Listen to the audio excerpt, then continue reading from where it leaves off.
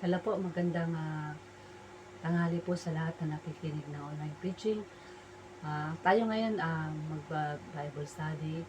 Pero bago yan, mag-testimony muna ako kung gaano kadakila ang Diyos na makapagnangyayari. Kapag nasa Panginoon ka, talagang ginagabayan ka ng Diyos, iniingatan ganyan sa araw-araw, sa buhay na tinatak natin sa mundo na ito. Kahit maraming mga pagsubok, mga problemang nararanasan dito sa mundo na ito, pero si God ay hindi nagpapabaya sa ating buhay. Maraming mga pagsubok na nadaranasin natin sa mundo na ito. Pero si God lagi nandyan na ang Diyos ay hindi kailanman nagpapabaya sa kanyang mga anak. Napakabuti at tapat ng Panginoon. Hindi niya ako pinagkukulang sa aking pangangailangan. Nandyan ang Panginoon para sa akin. Yun po, napaka-exigong testimony kung gaano kadakila ang Diyos. Ang pag-aaralan natin sa araw na ito ay ang iingatan tayo ng ating Panginoon.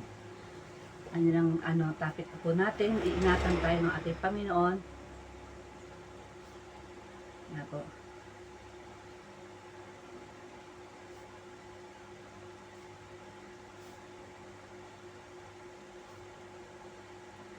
Sinulat ko lang po saglit po. Hindi ko na isulat yung topic. Ang topic po natin, iingatan tayo ng ating Panginoon. Sabi nga sa awit 56, chapter 56 verse 10, may tiwala ako sa Diyos. Pangako niya'y iingatan. Pupurihin ko si Yahweh sa pangakong binitawan. Amen, tayo ay ginagabayan ng ating Panginoon. Pero bago yan, is mag-pray muna pala tayo para gabayan tayo ng Holy Spirit. Tayo mo po tayo manalangin. Ama Diyos na makapangyarihan sa lahat na may likha ng langit at lupa. Ikaw ang dapat maparangalan ng lahat ng tao dito sa mundo na ito. Ikaw ang dapat na makilala ng lahat dito sa mundo na ito. Ikaw po ang dapat makilala ng lahat ng tao, Panginoon. Kaya Father God, ikaw po ang siyang kumilos sa kalagitnaan. At patawarin mo po kami, Lord, sa aming mga nagagawang kasalanan, hindi man ito sinasadya sa isip, salita at sa gawa ng Jesus name. Salamat, Lord God, na araw na ito, Panginoon, na patuloy kang kumilos. Salamat sa mga pagpapala, blessing, Panginoon. Patuloy kang kumilos sa kalagitnaan, Panginoon. Wala po akong kakayanan, pero may magagawa ka po, Panginoon. Kaya sa araw na ito, Lord, langisan mo ng aking labi sa paghahayag. Laban mo po ako ng knowledge at wisdom, at namang revelation mo. Father God, sa aming itatapik, Panginoon, Holy Spirit, inaanyahan ka po namin sa kalagitnaan. Ikaw po ang siyang umipo sa bawat nakikinig ng iyong salita, Panginoon. Ito'y tumimo sa puso nila ang mensahe mo, Panginoon, na pilit mo silang minamahal at inaabot, Panginoon. Sa pangalan ni Jesus, Amen. Balikan ko lang yung ating topic, ha. Ang topic is, iniingatan tayo ng ating Panginoon. Sabi nga sa Psalm 56 verse 10, sa Tagalog, awit 56 verse 10. May pagtitiwala ako sa Diyos. Pangako niya ay iingatan, pupurihin ko si Yahweh sa pangakong binitawan. Amen. Kapag ang Diyos ay nangako, ay kanyang tinutupad, ay tayo magtiwala sa ating Panginoon. Ang Panginoon ay may magagawa sa lahat ng bagay. Sabi nga sa Jeremiah 32:27, sabi nga doon, sabi niya sa salita niya doon, ako si Yahweh, ang Diyos ng lahat ng tao, walang bagay na mahirap para sa akin. Wala pong bagay na mahirap sa Panginoon. Natin ipagkatiwala ang mga pangako ng Panginoon at ingatan niya tayo at purihin natin Panginoon. Ang lahat ng bagay ay pagkatiwala natin sa Diyos. Kapatid, huwag kang matakot, huwag kang mangamba kapag dumadanas ka ng mga matinding pagsubok sa mundo na ito. Dahil ang Diyos ay hindi kailanman binibigo ng ating Panginoon. Kaya ipagkatiwala mo sa Kanya, pangako ng Panginoon, iingatan tayo at gagabayan tayo ng ating Panginoon. Kaya hindi kanya bibitawan. Amen po ba? Kapag ang Diyos ay nangako, tinutupad ng Panginoon. Pero pag ang tao nangako sa mahal niya sa buhay, kasi hindi lahat is mamahalin ka ng tao. Amen po ba? Sa una lang mamahalin ka, pero bandang huli, wala na yung love. Naging nakalimutan ka na. Pero ang Panginoon, kapag nangako siya magmahal, tinutupad niya po ito. Kasi mahal po tayo ng ating Panginoon. Hindi niya hayaan na tayo maglugmok sa kalungkutan. Dahil ang Diyos, nariyan siya, lagi siya nagpapaalala sa atin. Amen po ba? Kaya ulitin ko lang po, may tiwala ako sa Diyos. Pangako niya, iingatan, pupurihin ko si Yahweh sa pangakong binitawan. Amen. Kapag ang Diyos ay nangako, tinutupad niya. Amen po ba? Sa ating kaligtasan, tinupad ng ating Panginoon. Number 1, ang kaligtasan ay nagmumula sa Diyos. Amen. Ang ating kaligtasan ay nagmumula sa ating Panginoon. Kala mo lang, baliwala lang, hindi ka dinidinig ng Panginoon. Pero dinidinig ang bawat ang ating panalangin. Amen po ba? Sabi nga sa awit 56 verse 13, pagkat ako'y iniligtas sa bingit ng kamatayan, iniligtas mo rin ako sa ganap na kasiraan, upang ako ay lumakad sa presensya mo, O Diyos, sa landas nitong liwanag na ikaw ang nagdudulot. Amen. Tayo po ay nililigtas sa ating kamatayan. Diba? Sa cross ng Kalbaryo tayo niligtas. Kahit na si Jesus Christ, inalay niya yung buhay niya para sa ikatutubo sa atin. Iniligtas tayo ng ating Panginoon sa kamatayan. Sa cross ng Kalbaryo. Amen po ba? Kahit na walang-wala ka na yung nakasaglak ka sa kasalanan, pero niligtas pa rin tayo ng ating Panginoon. Gano'n po tayo kamahal ng ating Panginoon, kapatid. Hindi niya hahayaan na tayo mapahamak. Amen po ba? Hindi niya hayaan na tayo mapahamak kasi mahal tayo ng ating Panginoon eh.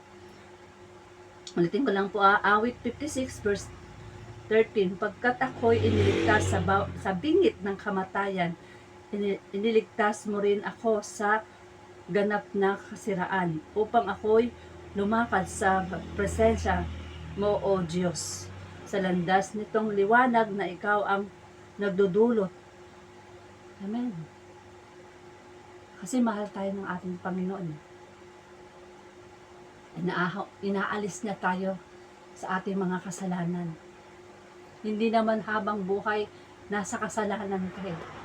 Darating ang time na tayo'y hihipuin ng ating Panginoon para maisip natin yung ating mga pagkakamali. Minamahal tayo ng ating Diyos. Kaya kapatid, huwag kang magsawang lumapit sa Panginoon. Ano mang sitwasyon na nangyayari sa'yo, andyan ang Panginoon. At hindi niya tinitignan kung ano ang karumihan mo. Mas tinitignan ng Diyos yung pagrelasyon natin sa Kanya. Amen po ba? Sa lahat ng bagay, nililigtas tayo ng Panginoon. Ako nga po, yung kami namamasya, galing kami ng Patay noon. Last year yun, alam ko last year yun eh. Nung galing kami sa Patay, habang kami nag-aabang sa sakyan, dun sa kalye, 3 kami, pamangkin ko, isang pamangkin, apo ko, tsaka ako po, nag-aabang kami ng sasakyan. Biglang nag-aanos na sasakyan is, tawag ito, yung nag-exhibition siya, nag-rides ng motor. Hindi niya alam sa pag-rides siya, nakadapa siya. Yung kasunod niya, motor din, bumangga. Tapos pabalik sa amin yung motor. Malayo pa lang, yung pagkabangga pa lang, sabi ko, In Jesus' name. Sa harap namin, bago dumating yung motor, sa harap namin huminto. Kasi tayo iniingatan ng Diyos. Niloloban tayo ng Panginoon ng knowledge at wisdom upang tayo iligtas. Amen po ba? Kaya saan man tayo naroon din ang ating Panginoon. Kung tinatawag natin ang ating Panginoon Diyos, lumalapit po siya sa atin. Ginagabayan niya tayo, iniingatan. Iniingatan niya tayo dahil mahal po tayo ng ating Panginoon. Amen po ba? Kaya huwag ka pong mag-alala sa landas na tinatahak mo sa liwanag, sa relasyon mo sa Diyos. Hindi ka masasaktan. Hindi ka hindi mangyayari yung mga bagay. Katulad kami, aksidente kami dahil tatama sa amin yung motor. Pero sumigaw lang ako in Jesus' name. Kapag nasa Diyos tayo, tumatawag sa ating Panginoon. Nandyan ora mismo ang Panginoon. Kaya kapatid, huwag kang manawang lumapit sa Panginoon kasi mahal tayo ng ating Panginoon. Amen po ba? Next po, number 2. Hindi tayo pinapabayaan ng ating Panginoon. Buksan po natin yung awit 91, verse 3. Sa panganib at pitag, ikay kanyang ililigtas kahit anumang matinding salot, di ka magdaranas. Lulukoban kanya ng lilim ng kanyang mapalad na pakpak. At sa kalinga niya, palagi kang nang makakatiyak. Iingatan niya at ipagsasanggal pagkat siya'y tapat. Amen. Kapag tayo'y nasa Panginoon, iniingatan tayo ng Diyos. Hindi tayo pinapabayaan ng ating Panginoon. Kaya napakabuti ang ating Panginoon. Tayo inililigtas sa mga matinding salot. Salot ng kahirapan, salot ng lahat ng mga nangyayari dito sa mundo na ito. Inililigtas tayo. At lulukoban niya tayo ng lilim ng mapalad na pakpak. Amen po ba? Ang mga anghel naggagabay sa atin. Kala lang natin wala tayong mga guardian angel. Meron po tayong guardian angel po. Yan po yun sa awit 91. Kung babasahin mo ang buong verse ng awit 91, iniingatan tayo ng mga anghel. Ginagabayan tayo. Kaya, tatawag ka lang sa Panginoon. Ora mismo, tutulungan tayo ng ating Panginoon. Sa bitag at niya, ang Diyos ay hindi niya tayo pababayaan. Mahal tayo ng Panginoon. Ulitin ko lang po Sa panganib at bitag, ikikanyang ililigtas as kahit anumang matinding salot ay di ka magdaranas. Amen. Ano matinding salot ay di ka magdaranas. Kapag ang Diyos ay tinawag mo, oras mismo nandyan ang Panginoon. Hindi niya tayo pababayaan ng ating Panginoon. Mahal po tayo ng ating Panginoon. Wait lang po Baka hindi ako naririnig.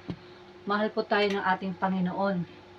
Kasi napakabuti at tapat ng Panginoon. Lulukoban kanya ng lilim ng kanyang mapalad na pakpak. At kalinga niya ay palagi kang makakatiyak. Iingatan niya at ipagsasanggal pagkat siya'y matapat. Amen. Tapat ang Panginoon sa atin. Inililigtas tayo sa bingit ng kamatayan. Yung tinatawag mong Panginoon, Hari na mga hari, Diyos na mga Diyos. Siya ang Alpha, ang Omega, ang una at ang wakas. Yung tinatawag mong Diyos, makapangyarihan dahil siya ang may likha ng mundo na ito. Siya rin ang may likha sa atin. Kaya sa bawat pagtawag mo sa Panginoon, nandyan ang Panginoon. Huwag kang matakot na tumawag sa Panginoon. Amen po ba? Ginagabayan ka at iniingatan ng Panginoon. Sabi dito, ang hindi ka pinapabayaan ng Diyos. Una-una, hindi ka pinapabayaan ng Diyos. Tayong lahat ay hindi pinapabayaan ng Diyos. Minsan tayo lang ay lumalayo sa ating Panginoon. mahal tayo ng Panginoon. Kala mo na sa pagsubok mo is hindi ka na mahal ng Panginoon. Kapatid, mahal ka ng Panginoon. Ano mang sitwasyon, may sakit ka man, may cancer ka man, o nakakaranas ka ng karamdaman, sakit, hindi ka pinabayaan ng Panginoon. Mahal ka ng Diyos. Tayo dinadalisay sa apoy. Kung tunay ba ang ating relasyon sa Diyos? O susuko na ba tayo sa pagsubok? Amen po ba? Hindi ka pinabayaan ng Diyos. Pangalawa, iniingatan ka ng Diyos. Tayong lahat iniingatan ng Panginoon. Dapat din tayong lumapit sa Panginoon. Bigyan natin ng pagmamahal ng Panginoon. Sa lahat ng bagay, iniingatan tayo ng Diyos. Kasi mahal tayo ng Panginoon. Kala mo lang, nahihirapan ka na sa buhay mo. Pero si God nandyan. Nandyan siya lahat. Sa bawat luha mo, sinasalok ng Panginoon. Sa bawat pag-iyak mo, naririnig ka ng Panginoon. Amen po ba? Kasi mahal tayo ng ating Panginoon. Kaya iniingatan ka ng Diyos. Mahal tayo ng ating Panginoon. Lagi siyang nasa tabi natin. Minsan pag nag-pray ka, Lord, nadidinig mo ba ako? Lord, ba't ganito yung naging buhay ko? Kasi tayo, hindi tayo pinabayaan ng Panginoon. Tayo lang minsan ay nawawala sa Panginoon. Tayo lang minsan ay hindi tumatawag sa ating Panginoon. Mahal na mahal tayo ng ating Panginoon. At hindi niya tayo iiwan kailanman ng ating Panginoon. Kasi siya yung unang nagmahal sa atin. At hindi tayo pababayaan ng ating Panginoon. Kaya kapatid, minsan naisip mo parang hindi na hirap ka na sa buhay mo.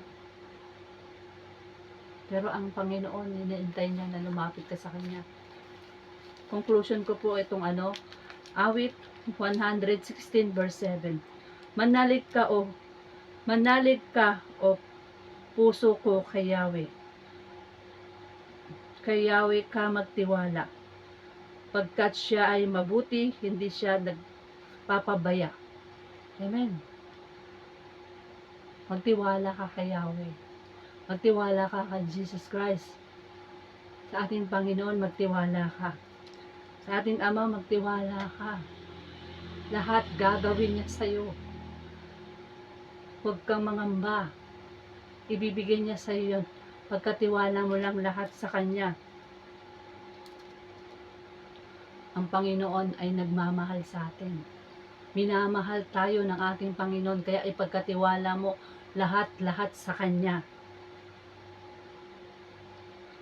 At hindi siya nagpapabaya. Ulitin ko lang po, ang ganda po ng verse. Awit 116 verse 7. Manalig ka o puso ko kay Yahweh. Ka magtiwala. Pagkat siya ay mabuti, hindi siya nagpapabaya. Kaya kapatid, pagkatiwala mo lahat sa ating Panginoon. Minamahal tayo ng Diyos. At pagkatiwala natin yung buhay natin sa Panginoon, dahil ang Diyos ay hindi kailanman nagpapabaya. Kung nasaan ka man, ora mismo, nandyan ang Panginoon. Pag tinawag mo ang Panginoon, nandyan ang Lord. Dinidinig tayo sa ating mga panalangin. Hindi man natin siya nakikita, pero nararanasan natin yung kapangyarihan ng Diyos. Kung talagang meron kang pananampalataya sa Kanya, at relasyon sa Kanya, at pagkakatiwala mo lahat sa Kanya. Dahil ang Diyos ang kikilos. Mahal ka ng Panginoon. Kaya kapatid, kapit lang. Dahil ang Panginoon ay hindi niya tayo pinapabayaan. Ang nais ng Diyos na tayo lumapit sa Kanya.